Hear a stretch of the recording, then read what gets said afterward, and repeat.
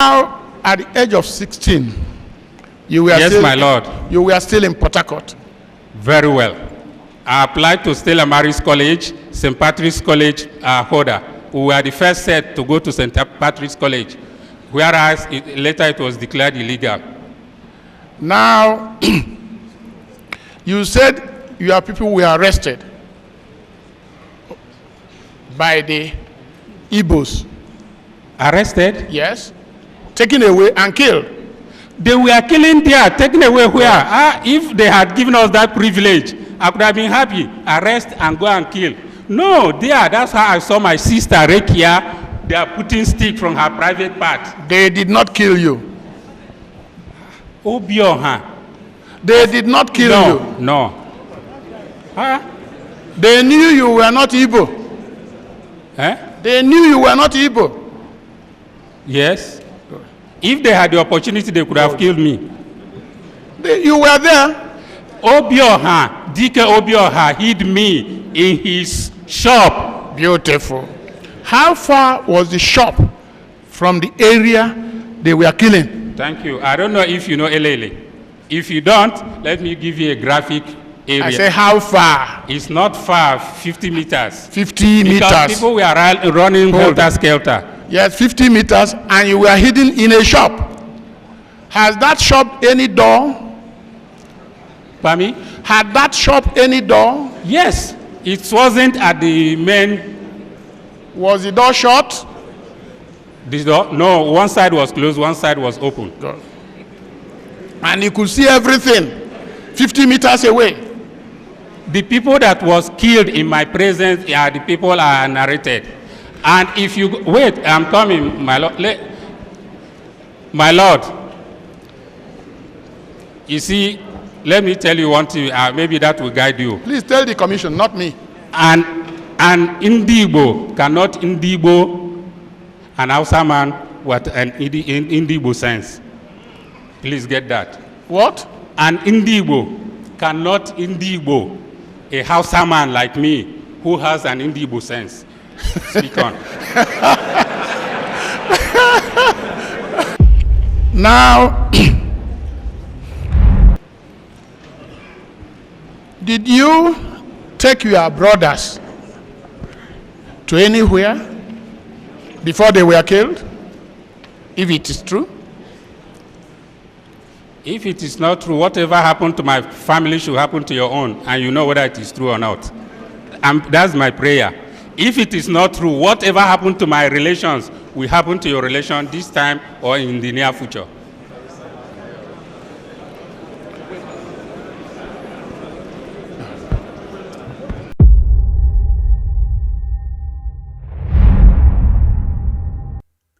Over the years, several interviews, documentaries, and books have been published detailing the gruesome atrocities meted out to the Igbos before, during, and after the Civil War. From the more popular authors like Chinua Achebe to the lesser-known eyewitnesses, one can find numerous accounts of the Civil War experience, particularly from the Igbo perspective. However, one thing we often neglect is that a war is fought by two opposing sides, and both sides carry similar experiences with the pains of war, casualties, and all. In this episode, Colonel Bako takes a stand to recount his horrendous experience as a young northern teenager living in the eastern region with his family shortly before the Civil War. Colonel Bako is a witness for the Arewa Consultative Forum, a political and cultural association of leaders which has considerable influence in the political scene. He is being cross-examined by the Council for Ohaneze Ndigbo, the apex Igbo socio-cultural organization in Nigeria. Colonel Bako was military administrator of Akwa Ibom State from December 1993 to August 1996 during the military regime of Sani Abacha. He was in December 1997 implicated in the alleged coup against General Sani Abacha and was jailed alongside others like the former Chief of General Staff, General Oladipo Dia. However, in March 1999, he was among the convicted individuals who were granted clemency and released from detention. In 2003, former President Olusegun Obasanjo granted him full pardon. Since he was granted pardon, he has not been visible in the public square again. If you enjoy our content, don't forget to like, subscribe, Drop us a comment, let us know what you think, and we'll see you in the next video.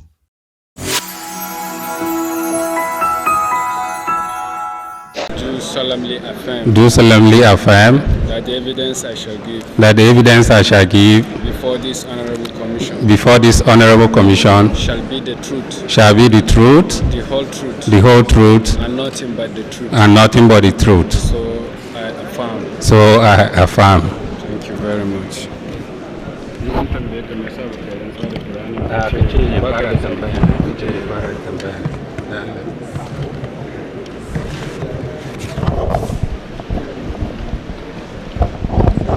Yes, go on, please.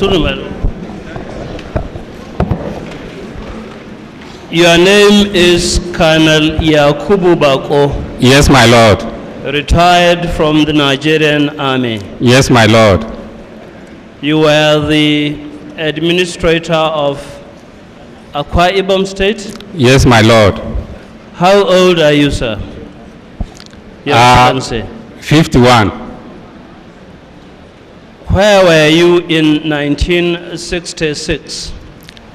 1966, I was in Elele in the then Rivers province. How old were you then? At that time, I was around 16.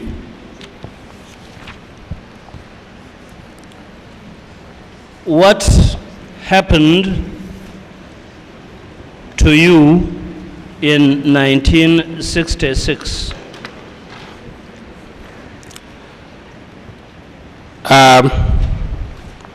In 1966, as a young boy,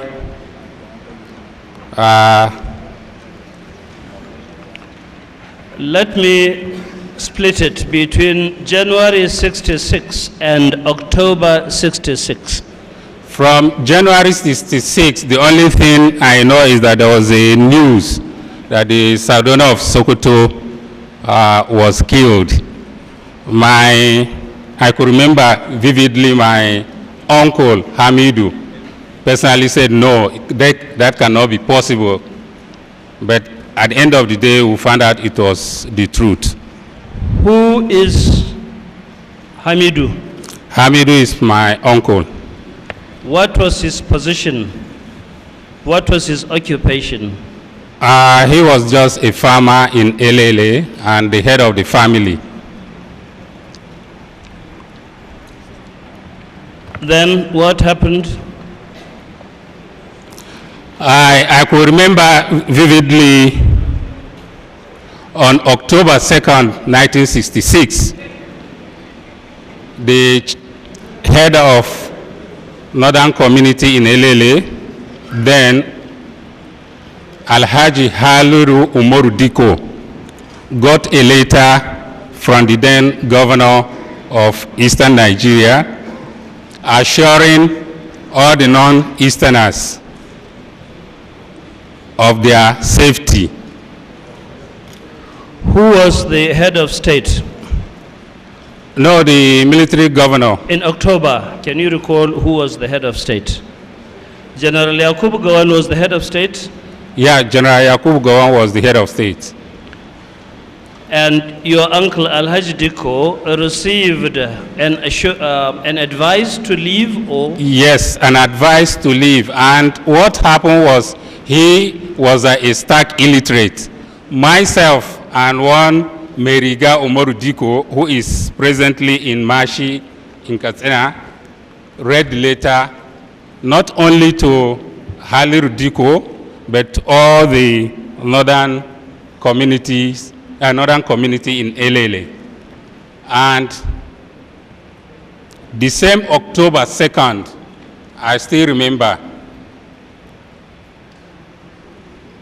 the military governor of Eastern Nigeria, and I quote part of his broadcast, "I cannot guarantee the lives of non-Easterners in Eastern Nigeria."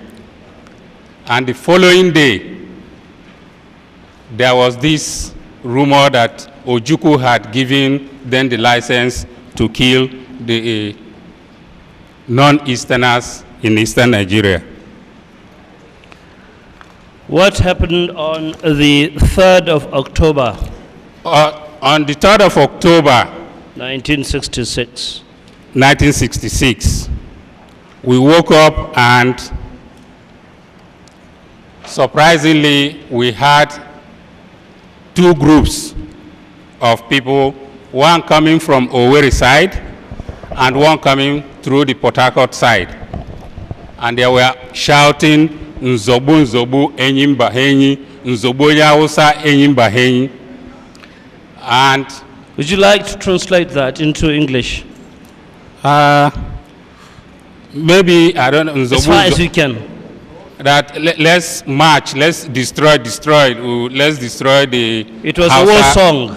Yeah, it was a war song. It's always a war song, sung usually by the Igbo-speaking people. What happened then? And unfortunately, I want to put it right here, that among the groups, or the groups that came, none of those who came to Elele, a remote village from Port Harcourt, none of them came from the Ikore-speaking people. They were either from Owerri or Abribas from Aba that came to Elele to do the destruction they did. What happened? The killing started. Among my relations, I lost my elder sister, Rekia. How did she lose her life? Rekia in particular, I will come to that. I lost my elder sister, Rekia. I lost my younger brother, Nuhu. I lost my uncle, Hamidu, and Hajia Mama. The pathetic part of it is the killing of Nuhu and Rekia. Nuhu was just barely 4-year-old. They grabbed this poor boy, threw him up, and by the time he got down, they macheted him, and that was the end of Nuhu. Rekia was macheted the same time, but my Lord, they used stick, put through the private part of Rekia, and it came out from her mouth. And two people were they pierced through her body. Hamidu. That of Hamidu, my uncle. They tried to kill him by macheting, shooting, nothing happened to him. He ran away, and he saw a friend of his called Okidoki. And I'm saying this, those who were in Elele then will remember Okidoki. He's an Igbo man, he's not an Ikore man. And he ran to him. Okidoki now said, oh, come along. When Okidoki ran to him, he was the first person to use stick to start hitting Hamidu. The rest people came and hit Hamidu, and he died on the spot. Were they close or? They were very close. If you don't see Hamidu, he's either with Okidoki or Okidoki is in our house with Hamidu, my uncle.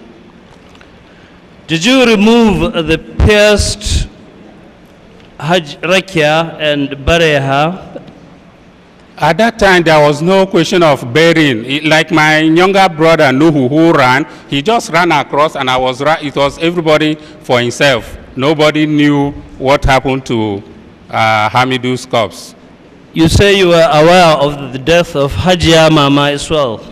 Yes. For her. How did she die? Auntie, my aunt, and she is the sister to Alhaji Haliru Umoru Diko, the then head of northern community in Elele.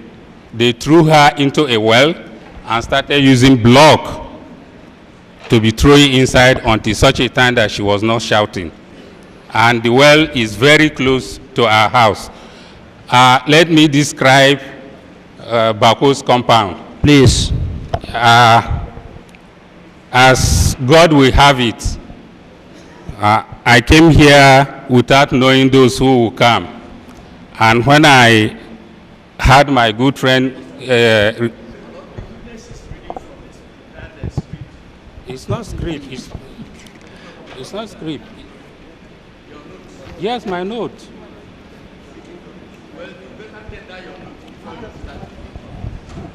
You wrote your response.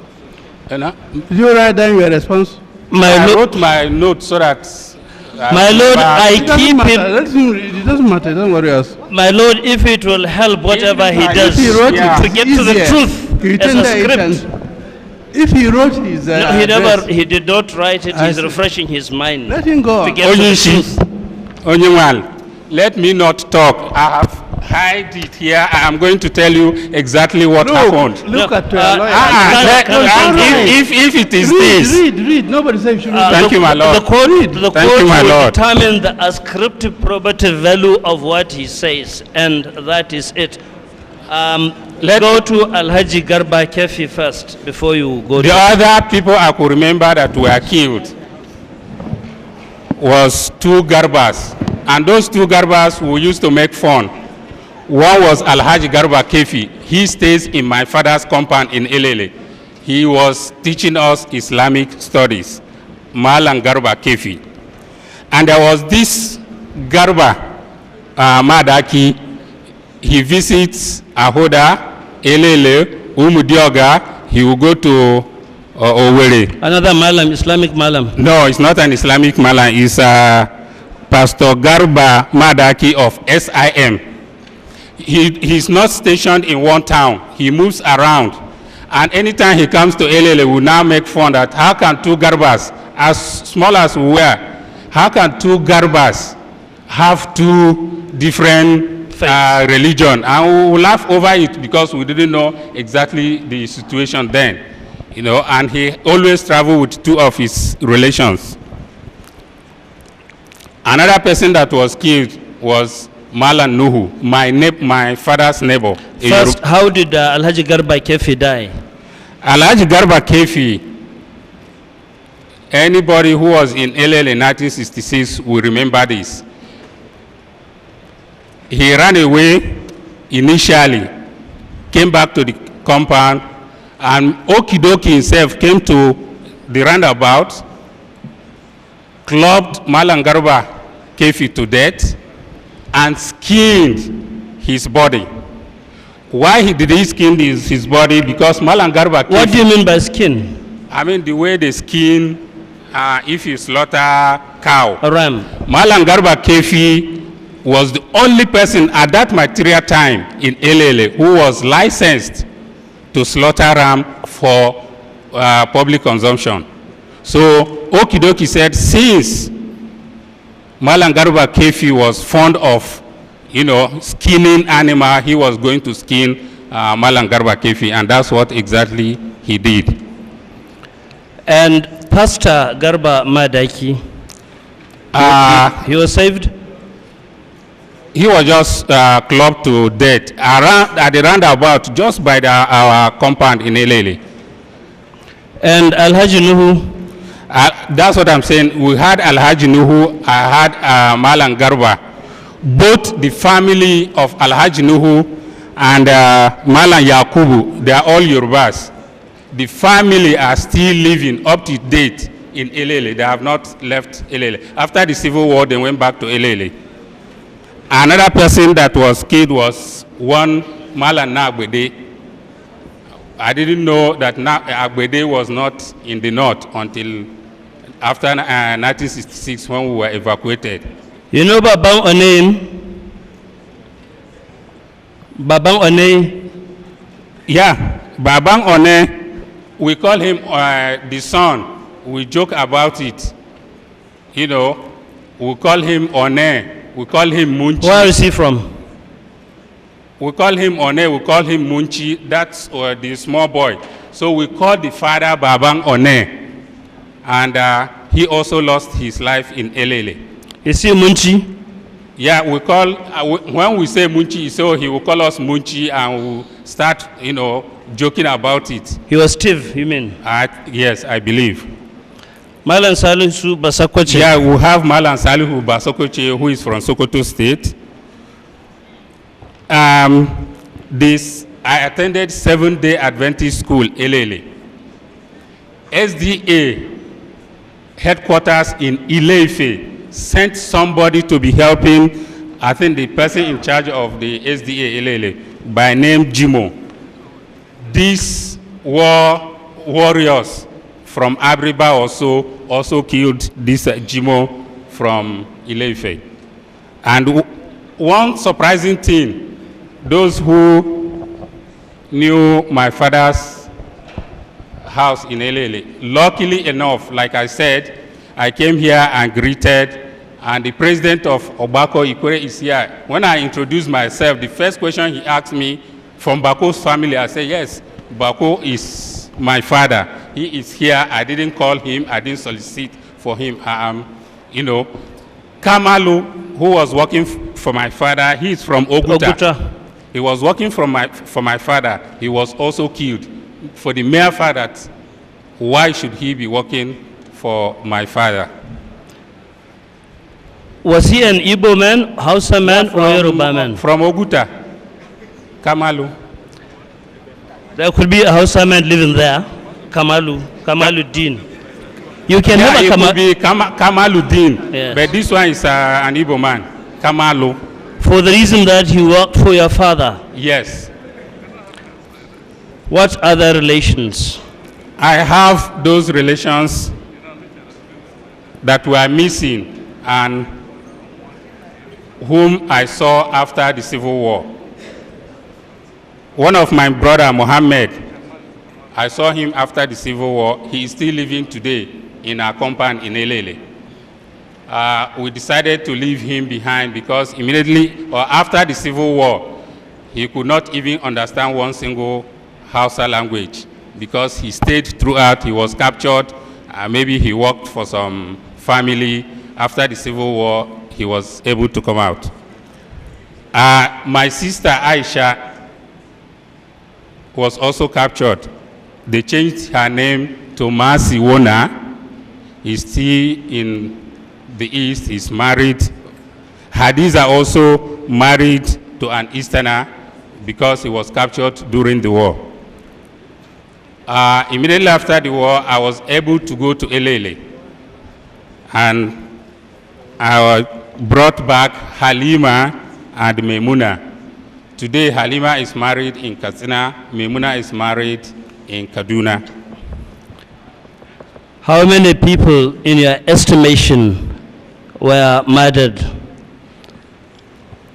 In Elele alone, I think we had over 300 people because at the end of the day, when we converged in Kaduna, we were able to take note and, compare notes.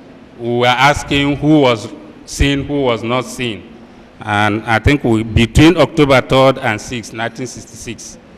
Let's go to October 5th. October 5. The Nigeria police, did they exist? Yeah, between October 3rd and 4th, especially in LA, I can only vouch for that. The police were not around. But on October 5th, 6th, that is when the survivors were now trekking to police station and they were being evacuated. Like from Elele, we went to Ahoda police station. They took us to Port Harcourt.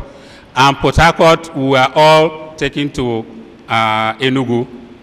And by road, when they knew these were Hausa people, they were shouting, You know, we cannot all be evil. How did you manage to get saved? Well, it can be 9 out of 10. Yeah. One way or the other. In Elele, my father had landed property and he had shops. One of his tenants, who sells, who was selling food. I think he's from Isun Jaba, if I remember. What's his name? His name was D.K. Obioha.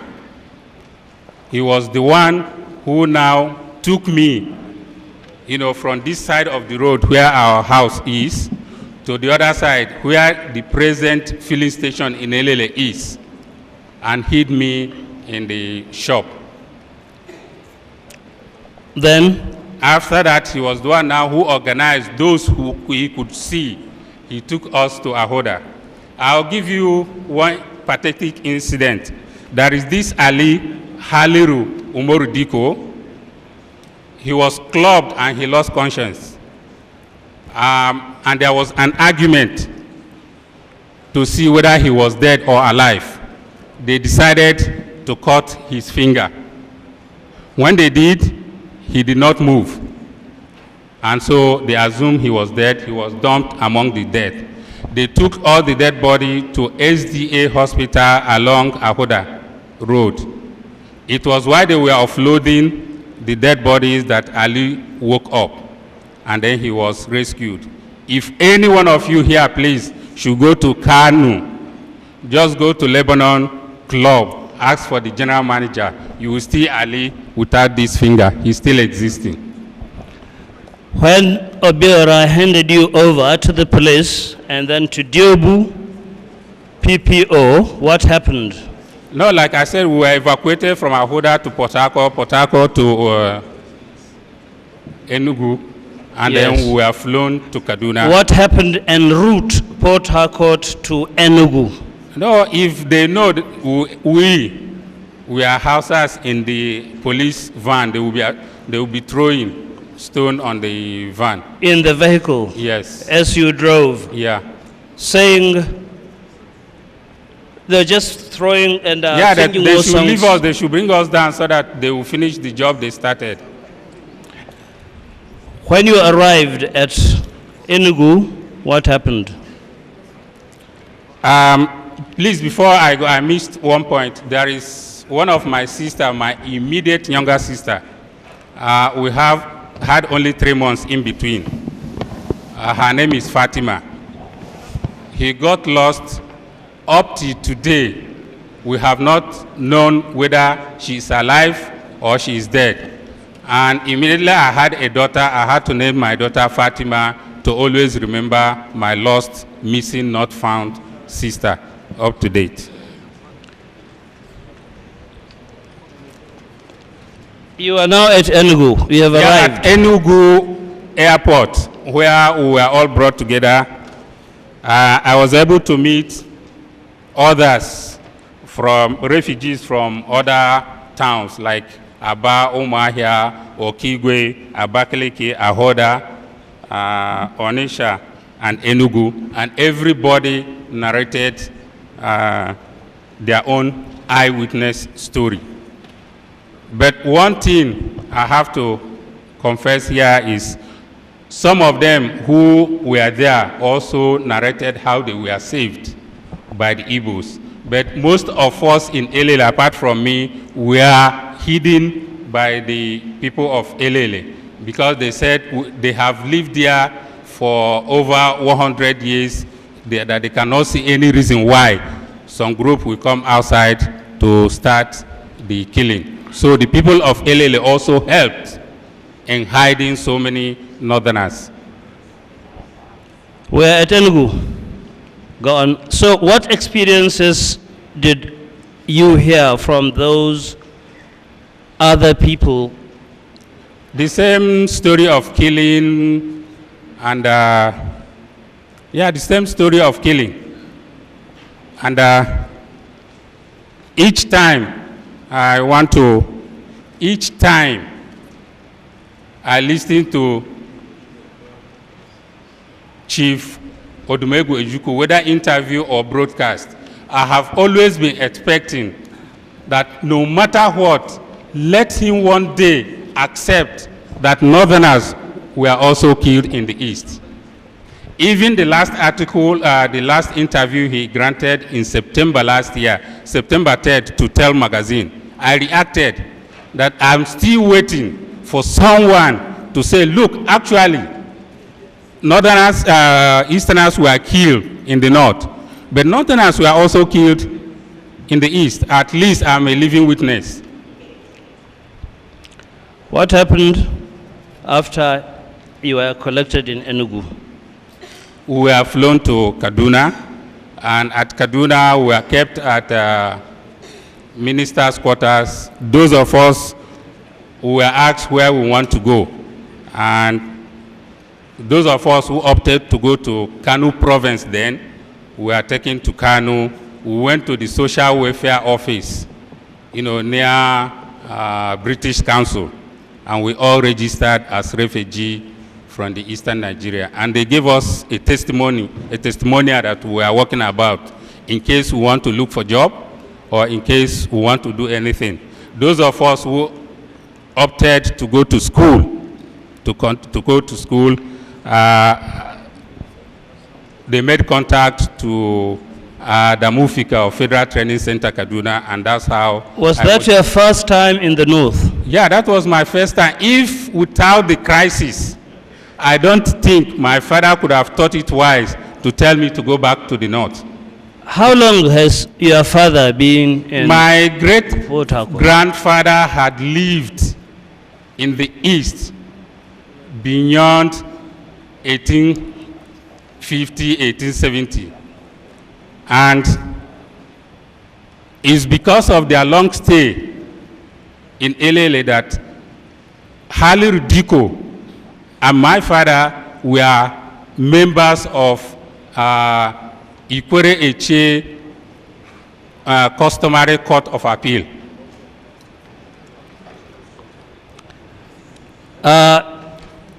How did he get recognition by the Customary Court of Appeal? Yeah, because the first our great-grandfather that went to Elele for hunting of elephant, after that they settled, they were given some piece of land, and after the death of Umoru Diko, Dodo became the chief. After the death of Dodo, Alhaji Haliru Umoru Diko took over. You will recognize the documents of the minutes by which the appointment of your father was ensured, of your grandfather. I will. My Lord, I seek to tender this document from the archives dated 24th November 1906.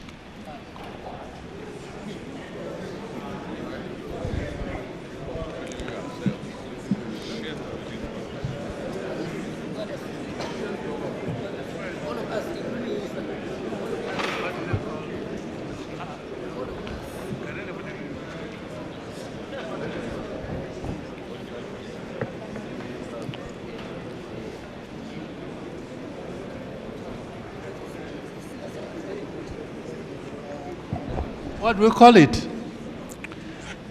Exhibit. What do we call it? Exhibit number. We'll give it a number, but what's the name? The appointment of new members of LLA, Native Court. Native Court. Members appointment. Customary court, rather.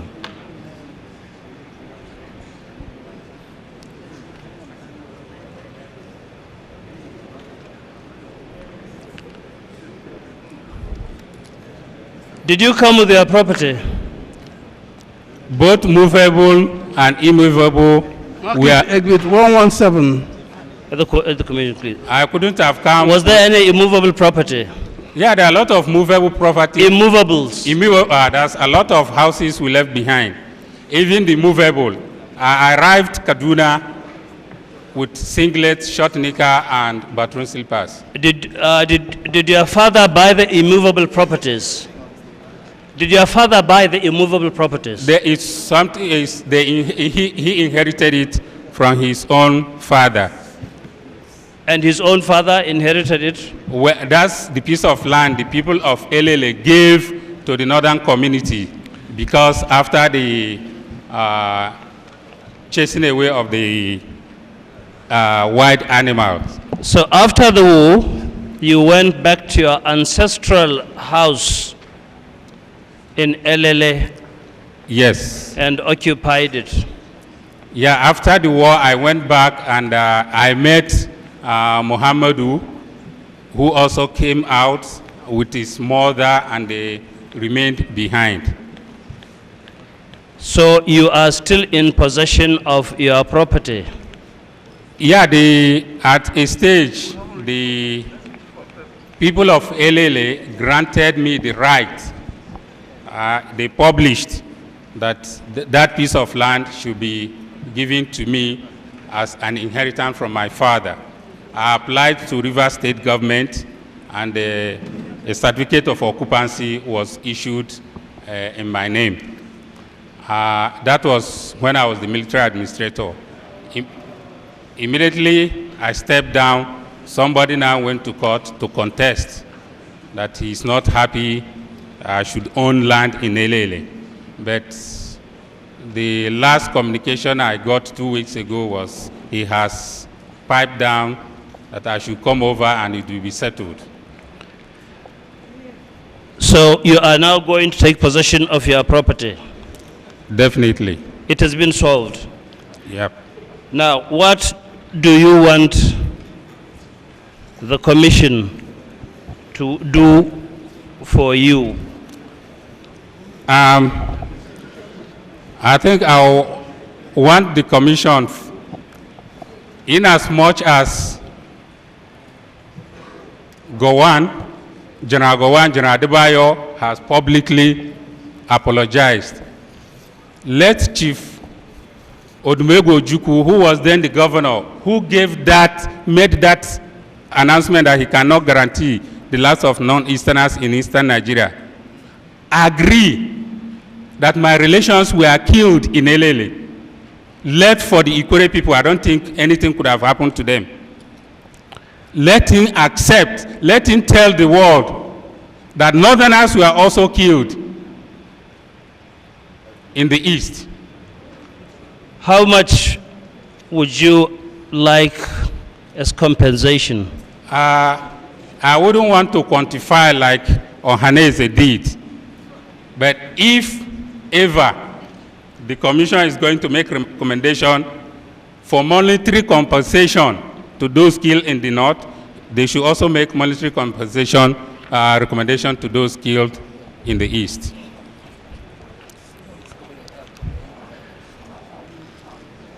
Were you all airlifted from Enugu Airport to Kaduna? Yeah, up to the time I was lifted. All of you? We were all lifted, and we were in Kaduna when the last batch, and the last batch, incidentally, my Lord, included the father of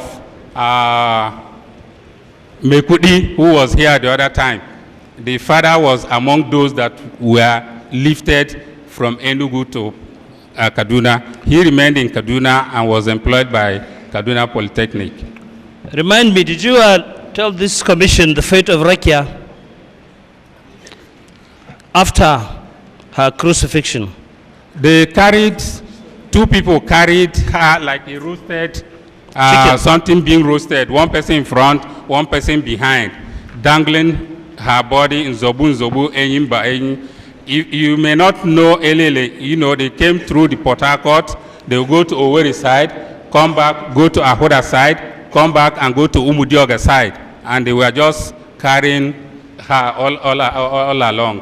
What would you recommend as a Nigerian, as a human being, as a Muslim?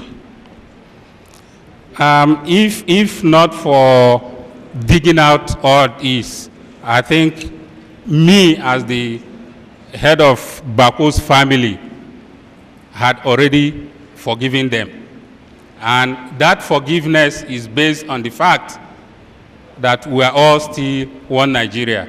And maybe that's why that even when I was in government house, Akwa Ibom, my wife, the first lady, was an Igbo lady who gave me 3 children. When were you married to your wife? Immediately I came back from US 1986. 1986. Right. That is a signal of cementation and forgiveness as far as is humanly possible to your heart. Will you say that? Yep.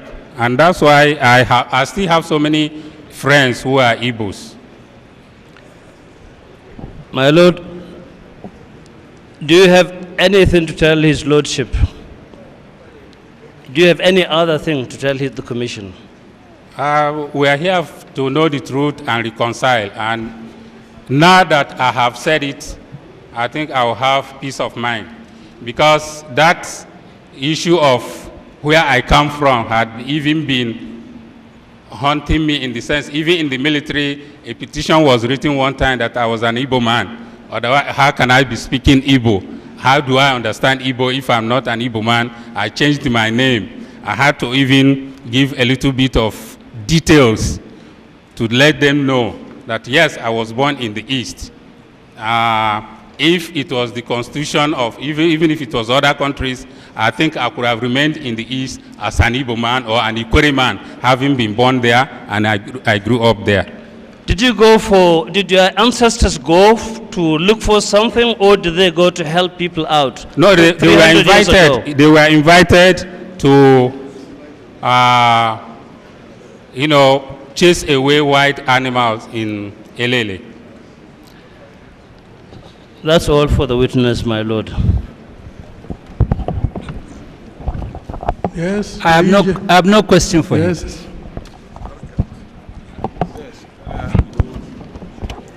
Equally, my Lord, witness, I am so perturbed that, my Lord, I may not have the courage to ask him any questions, because I feel so sad, and I just want to tell him that I do not only sympathize, but I empathize with him for that aspect of the story he gave us. That's all, my Lord. No questions.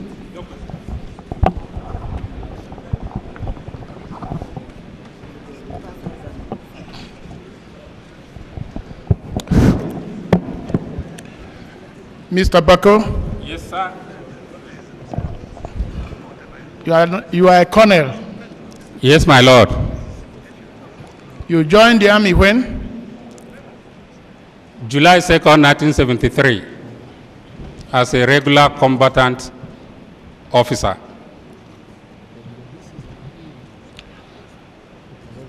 You left the army when? I left the army, or I wouldn't say I left the army, I was arrested January 6, 1988.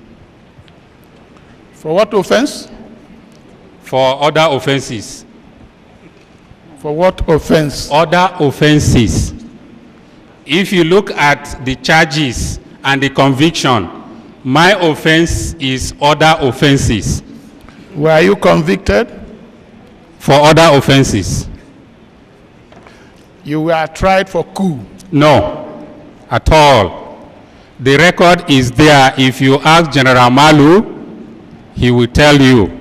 And if you look at the TEL magazine, you will see it, those convicted for other offenses. What was the offense you were told you committed? Okay, thank you very much. In 1983, I came back from US with a pistol and 16 rounds of ammunition. Okay? And thereafter, I surrendered the pistol to Nigerian Army. And Nigerian Army reissued that pistol to me with G1033. And anybody, you're asking me how? I'm trying to explain to you. I said, what offense? What was the offense? I'm not telling you to tell me stories or tell the tribunal. You were in possession of the pistol I brought in 1983. That's it. Yes. And you were convicted for 5 years for possession of arms without permission. G1033, I got it, is there. If you go to a back, you will see it. Look, you put up that defense when you are being tried, yet you were convicted. My conviction at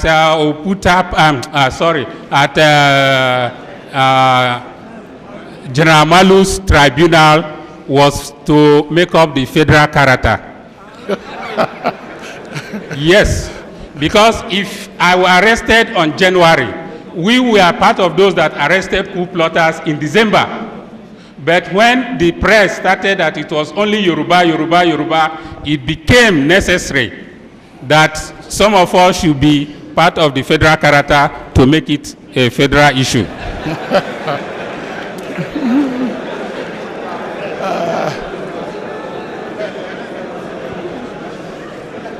Thank you. You are helping me. At least the public are knowing the truth. That is the interpretation, your own interpretation of the conviction.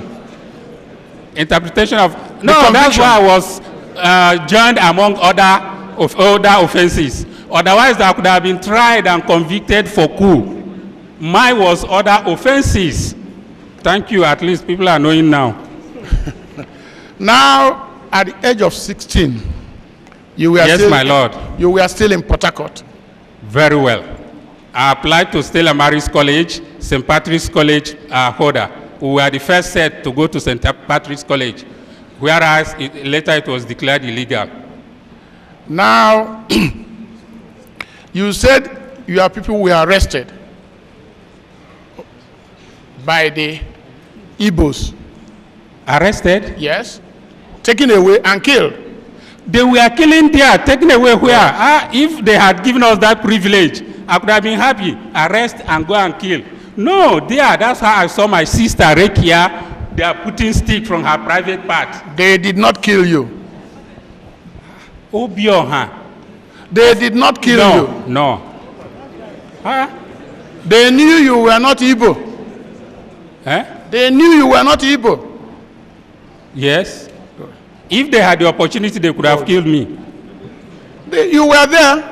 Obioha, Dike Obioha hid me in his shop. Beautiful. How far was the shop from the area they were killing? Thank you. I don't know if you know Elele.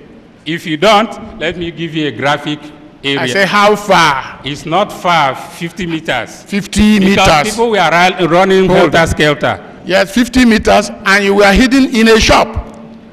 Has that shop any door?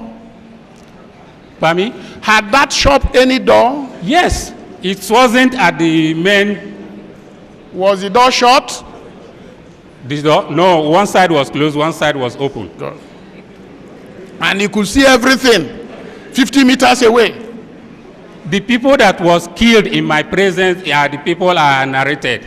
And if you wait, I'm coming, my lord. My lord,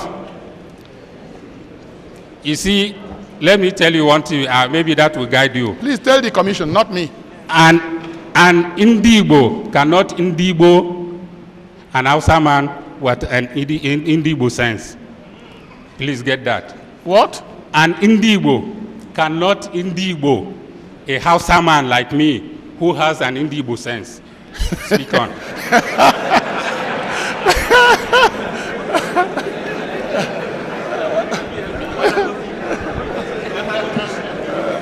So he's an Igbo man, but an Hausa.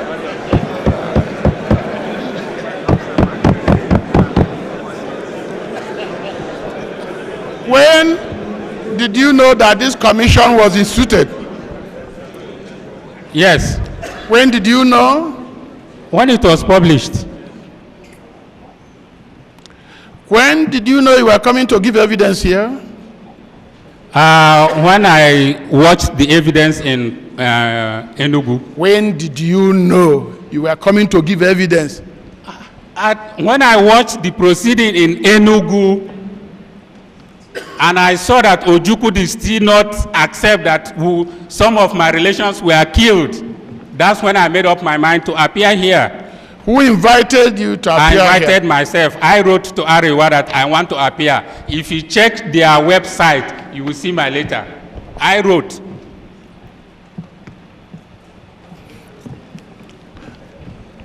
Let me put it to you. You did not write Arewa. The secretary is there. I sent. As a colonel, I wouldn't be lying to you.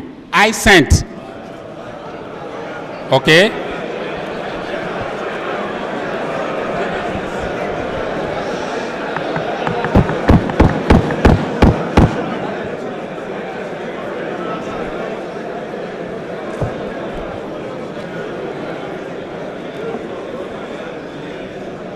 You were a governor of Akwa Ibom State for how many years? 2 years and 8 months. Did you record what you are saying here anywhere before the commission was set up? Definitely. Did you record it anywhere? That's why I told you that when a petition was written that I was an Igbo man, I had to say this. Good. Before the DMI office in Apapa. You only denied you are an Igbo man. Oh, I only denied? Yes. Okay, thank you. You know the Igbos were hunted in the army. Are you aware of that? Hunted in the army? Yes. No. Where was a petition written against you that you are an Igbo man? 1986. Yes. Why was a petition written against you? Why? Yes. Because I was speaking Igbo. So anybody who speaks Igbo was not wanted? Pardon me? In the army, anybody who was speaking Igbo was not wanted? No, even my classmates, we had Igbos. My classmates, they were Igbos.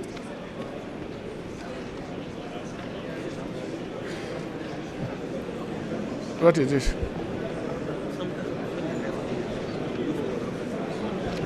Look, you were removed from being the administrator of Akwa Ibom State. Yes. The accusation was we are corrupt. We were all removed, 30 of us the same day. No. There was a change of military administrators the same day. If I was corrupt, Abacha couldn't have sent me to go to Aso Rock as his personal advisor. Is that corruption? When were you sent the Aso Rock? What date? Immediately I was removed as military administrator in August. Yes. Yes, I went to Aso Rock. I'm from Aso Rock to INEC or NECON. Right. Thank you. Now, did you take your brothers to anywhere before they were killed? If it is true? If it is not true, whatever happened to my family should happen to your own, and you know whether it is true or not. That's my prayer. If it is not true, whatever happened to my relations will happen to your relation this time or in the near future.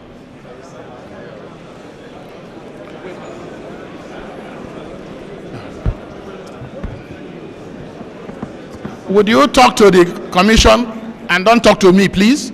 Okay. Yes, my lord. When your brother was taken away from you, did you go with him? Maybe you didn't listen when I was talking. Can I tell Will you answer the questions? Which of my brother? Any of your brother? Mohammed, Nuhu, any of them? Everybody was running away in Elele, my friend. I say, did you go with him 50 meters away?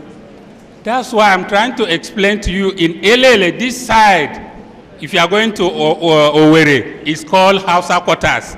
This side is not Hausa quarters. And whoever, where they hit me on this side, there is no way those who came from Abriba or Owerri will come and look for somebody on this side. They only concentrated on the left side. If you are going to Owerri from Elele, that is Hausa quarters.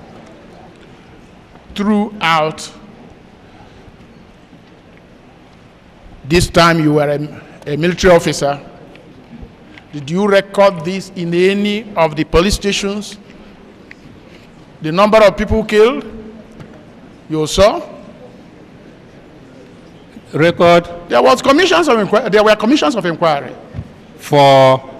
This disturbance in Nigeria. If Ndigbo didn't bring it up, I couldn't have been here. I immediately after the war, I said I have forgiven. You cannot forgive and still be making cases.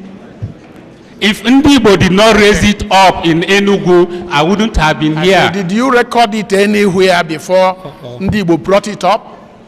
Yes, if you go to DMI's office, you see my record. I'm not talking of DMI. Any police station? DMI's office, that's where I recorded it. Which year? 1986. You recorded what happened to you? Lieutenant Colonel Nnona in Igbo man was the person who took the whole thing. Lieutenant Colonel Nnona, if he's hearing me today, he will tell you whether I'm lying or not. Lieutenant Colonel Nnona is also an Igbo man. I put it to you. You raised up this issue just to defend yourself in the military trial. You raised these things up to defend yourself. Which I did in 1986. Yes. Oh, since 1986, I knew that there would be Oputa. When you were accused of being an Igbo man, you raised up these issues to defend yourself. You were 1986. Yes. You were making case that you are not an Igbo man. I have to tell this false story. Which false story? The president of Bako is here. The first question he asked me, when I say I'm from Elele House Quarters, he's here, he's laughing. He asked me, Bako. I say, yes, Bako was my father. He's here. Can you tell us the dates when these your relations were killed? The dates. You were 16 and in secondary school. October 2nd, Ojukwu said he cannot guarantee the lives of non-Easterners and in Eastern Nigeria. October 3rd, they said they have given them the license to kill. Abribat people came. I think one was looking very young. He had a similar face like you. I don't know, you are not the one. You could be the one.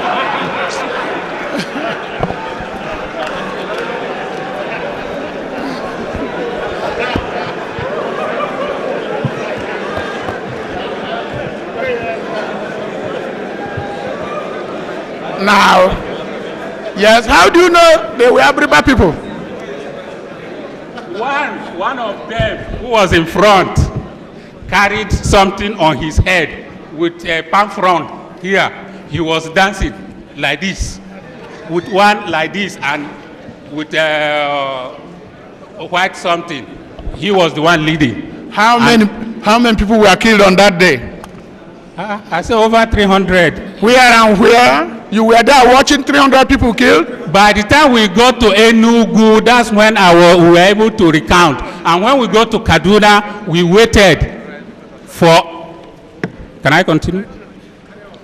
We waited, and it is when we now started, where is this person? Where is this person? This one will say, oh, in my family, I lost this. This one, like Nagbede's family, nobody knew, all of them. Nagbede, wife, son, all. Before, when you were in Port Harcourt, how many people were killed, you saw killed? Can I start all over again? How many? When you were in Port Harcourt, you saw killed? It's my own relation. How many?